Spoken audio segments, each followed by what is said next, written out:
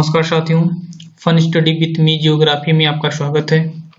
UP PCS prelims exam 1992 के question paper में हम लोगों ने इतिहास के सभी प्रश्नों को हल कर लिया था। अब बारी भूगोल के प्रश्नों की है, तो भूगोल के प्रश्नों को हल करते हैं। क्वेश्चन नंबर 1 है कि गुजरात के सबसे पश्चिमी गांव, गुजरात के सबसे पश्चिमी गांव मतलब इस क्षेत्र में पश्चिम एरिया हो जाएगा, और अरुणाचल प्रदेश के सबसे पूर्वी गांव यानी इस क्षेत्र में कितने घंटे का अंतर है। यानी कि अगर मान लीजिए एक आदमी गुजरात में खड़ा हो, दूसरा आदमी अरुणाचल प्रदेश में हो, तो इन दोनों के मध्य कितने समय का अंतर हो जाएगा। तो अगर मान लीजिए ये आदमी 5 बजे बताता है कि हमारे यहाँ 5 बजे हैं, तो ये दूसरा आदमी गुजरात वाला बताएगा कि हमारे यहाँ 7 बजे। तो आप समझ गए होंगे 5, 2, 7 यानी 2 घंटे का बीच में अंतर है। तो याद रखना कि 5, 2, 7। फिर आगे का क्वेश्चन है कि क्वेश्चन नंबर 2 सुमेलित करना है। सुमेलित करना है तो सुमेलित करने के लिए कटक कहाँ स्थित है? कटक जो है महानदी में स्थित है। लुधियाना जो है सतलज नदी के किनारे स्थित है। नासिक जो है गोदावरी नदी के किनारे स्थित है, और उज्जैन क्षिप्रा नदी के किनारे स्थित है। तो पहले का सा, दूसरे का दा, तो दूसरे का दा यानी पहला ही सही हुआ। साथियों बता दूं कि जो नासिक है इसे प्याज की मंडी के लिए फेमस है। नासिक प्याज की मंडी के लिए फेमस है। क्वेश्चन नंबर 3 है, निम्न में से अरब सागर में कौन सी नदी गिरती है? अरब सागर कौन सा होगा? तो ये मान लीजिए जो है भारत का प्रायद्वीपीय क्षेत्र है, तो ये वाला क्षेत्र अरब सागर हो जाएगा, और इधर का क्षेत्र यानी कि महाराष्ट्र तरफ का क्षेत्र अरब सागर कहलाता है, और बंगाल और आंध्र प्रदेश का क्षेत्र जो होता है इधर बंगाल की खाड़ी होती है, इसे जो है बे ऑफ बंगाल कहा जाता है। साथियों बता दूं कि नदी जो निकलती है बैतूल के पठार से, वो नदी है ताप्ती नदी, और ताप्ती नदी अरब सागर में गिरती है। तो कौन सा ऑप्शन सही हो जाएगा? Option number 2। ताप्ती नदी फिर बता रहा हूँ बैतूल के पठार से निकलती है और अरब सागर में गिरती है। गोदावरी नदी जो निकलती है त्र्यंबकेश्वर से निकलती है और बंगाल की खाड़ी में गिर जाती है। महानदी जो निकलती है वो छत्तीसगढ़ के रायपुर से निकलती है, और कावेरी नदी कुर्ग जिले से निकलती है। आगे क्वेश्चन है कि सर्वोत्तम किस्म का संगमरमर कहाँ पाया जाता है? सर्वोत्तम किस्म का संगमरमर यानी सबसे अच्छा संगमरमर जो है कहाँ पाया जाता है?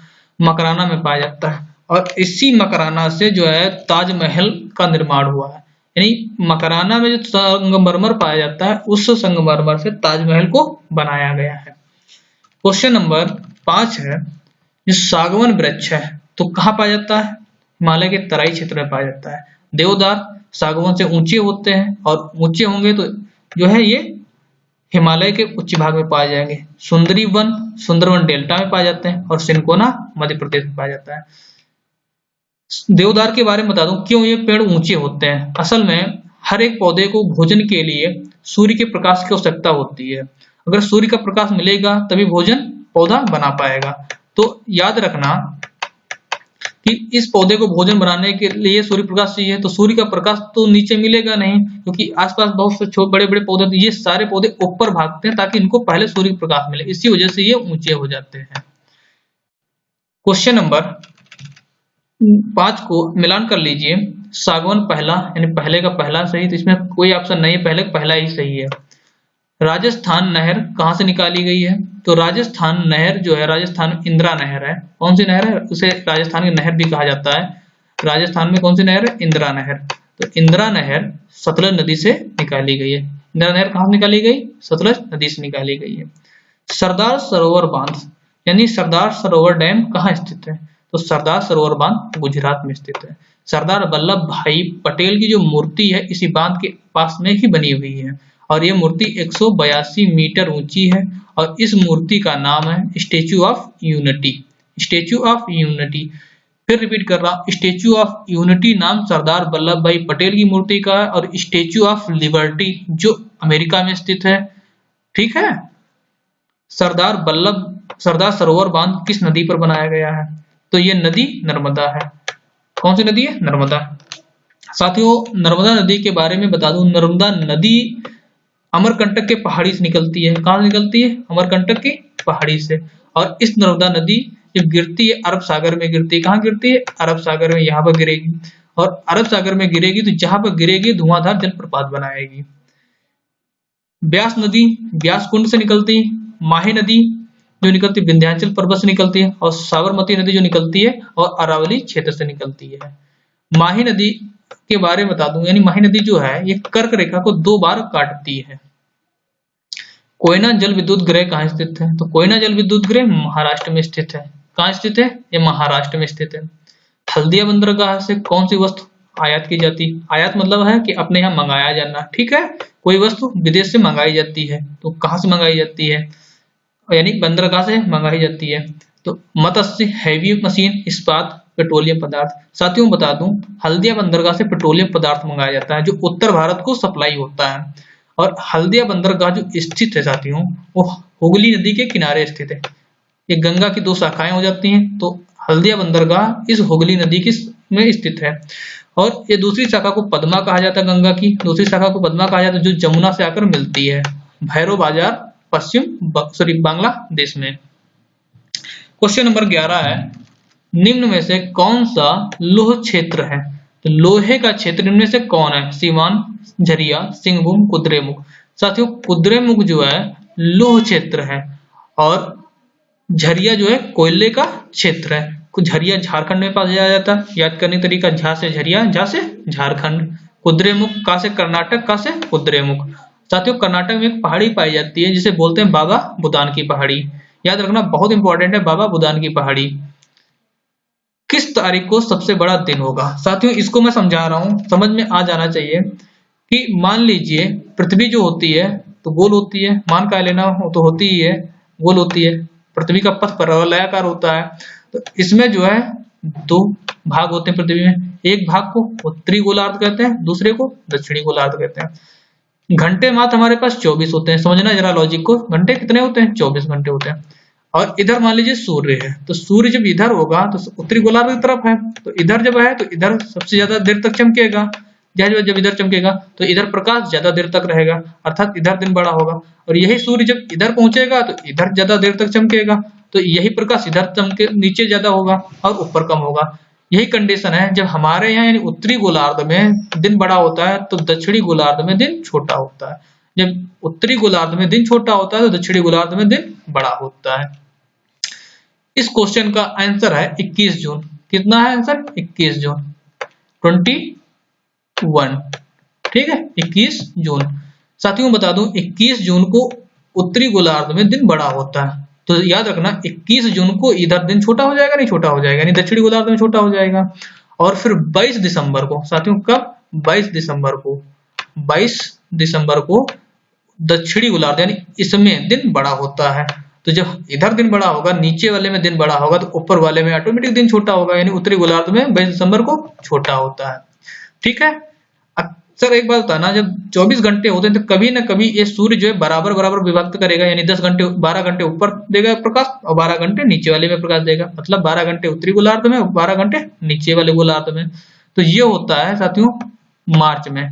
कितनी मार्च को? 23 मार्च को, और 22 मार्च को होता है। और 23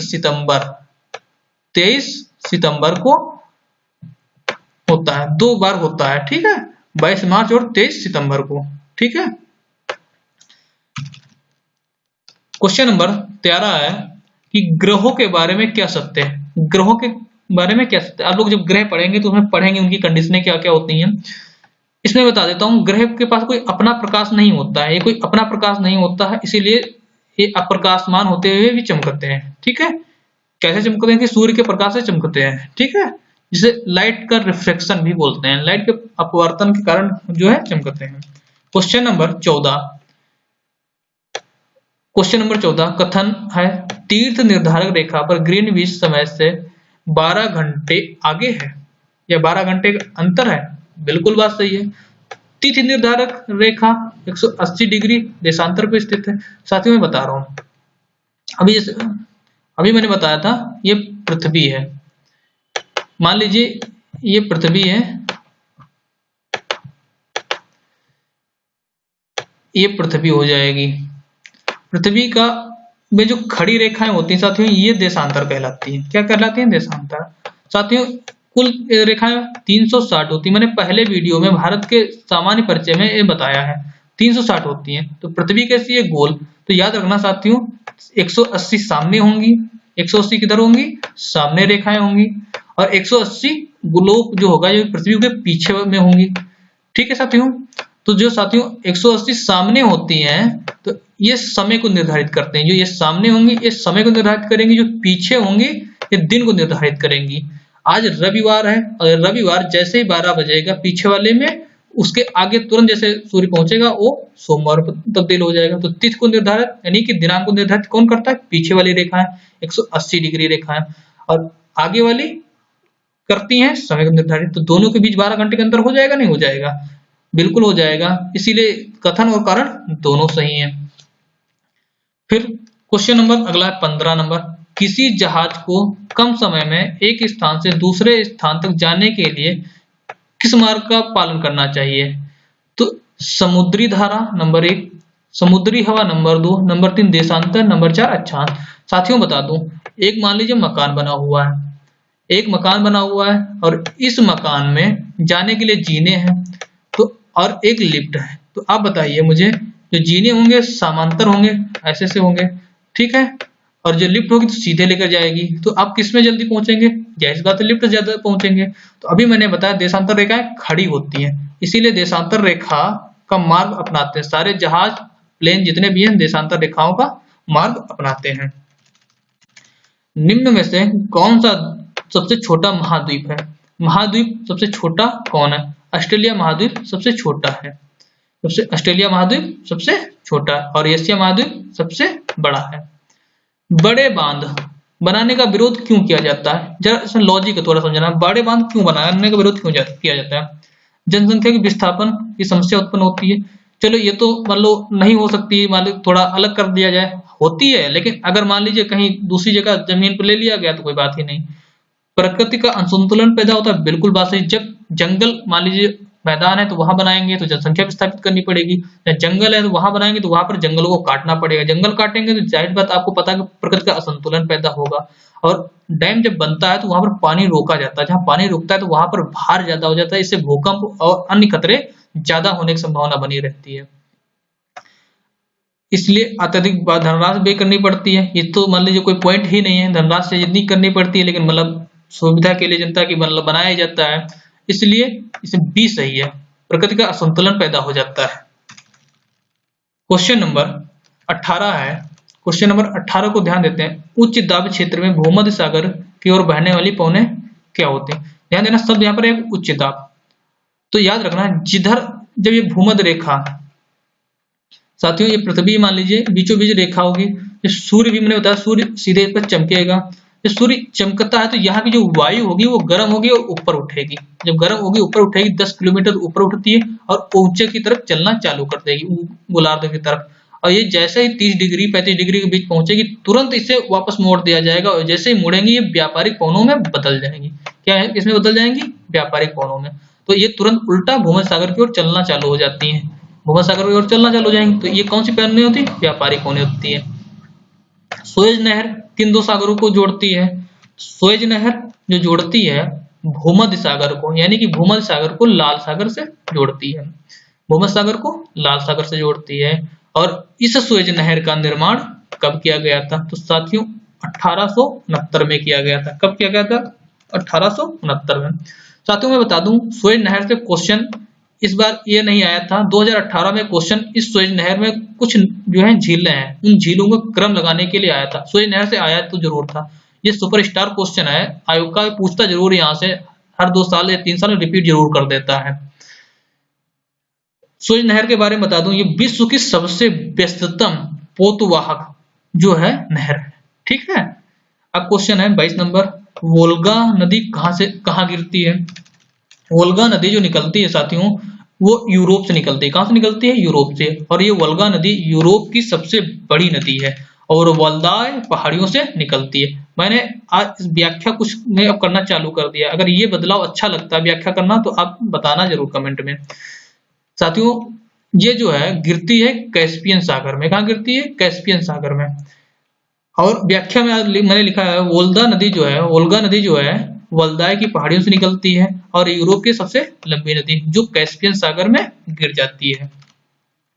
क्वेश्चन नंबर 23 है कथन कि सुएज नहर बनाने में भारत के पश्चिमी देशों से दूरी कम हुई है।